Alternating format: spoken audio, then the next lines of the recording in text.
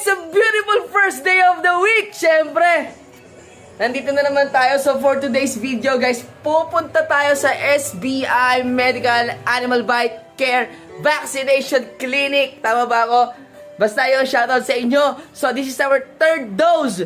Grabe, ang dami pala nito. Pag naagat ka ng aso talaga, dami.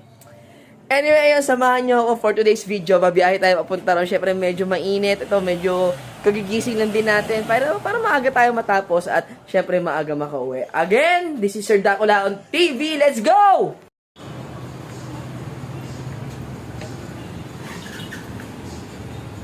Yun, nandito na tayo ngayon, guys, no?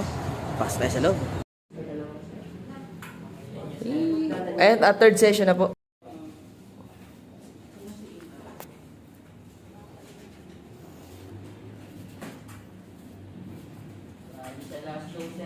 Ngayon guys, nakauwi na tayo dito sa bahay at galing na tayo doon sa SBI Medical Center.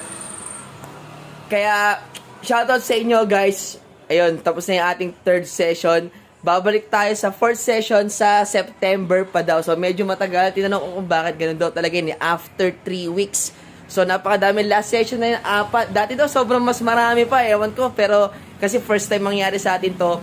First time din natin nagpaturong ng mga anti-rabies pag nakaagat tayo ng aso. Again, maraming salamat sa pagsama. Again, first day of the week. Grabe naman yung motor. Kaya dapat yung energy grabe din, di ba?